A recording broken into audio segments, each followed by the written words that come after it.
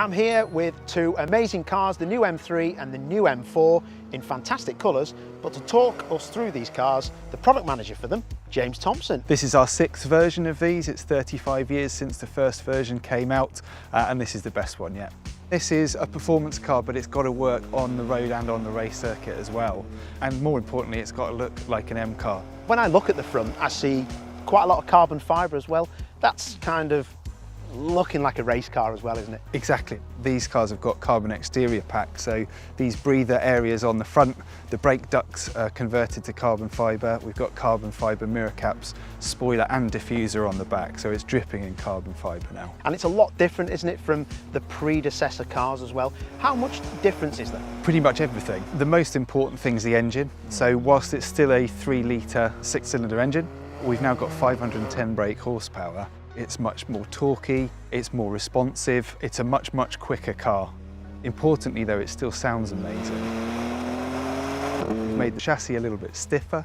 That means the suspension is softer on the road, but it can sharpen up on the racetrack. So we've actually ended up with a car which is nicer to drive every day and even better to drive on the opportunities you get to take it out on a circuit.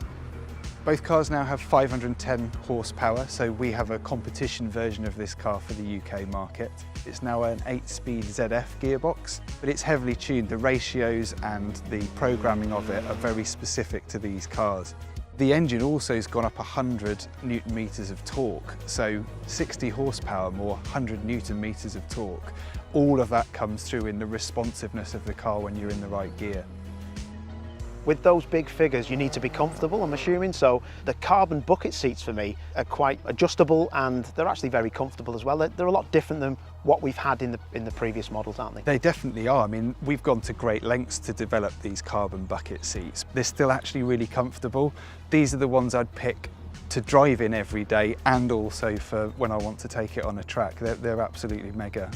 People who love M cars are going to really prick their ears up at this, but I've heard about your special brake pedal, yes. So you can have a difference in the brake pedal feel, yep. Which is like a race car, isn't it? That's amazing. Exactly, so you have a brake-by-wire, so now you've got two settings, a kind of sharper, less press on the pedal before the brakes activate. But it's all personalisable in the menus, so you can change chassis setup, engine response, gear changes, and now for the first time the feeling in the brake. When I look at the side of the car actually, I can see that the rear wheels are bigger than the front, and that's something I don't usually see on a BMW. We actually started introducing the split wheels on special models like the M4 GTS, and it's basically because the engineers worked out that you can have a sharper turn-in with a slightly smaller wheel on the front. It's actually smaller rim but a wider tyre, so really sharpens the turn-in of the car, and it's just so neutral. It does exactly what you want but without ever overstepping the mark. It's properly dialed in.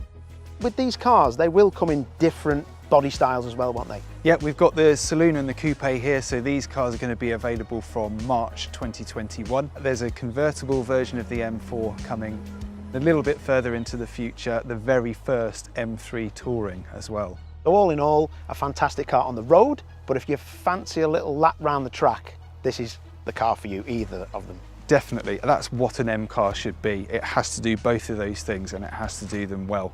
And yeah, I can't speak highly enough about these two.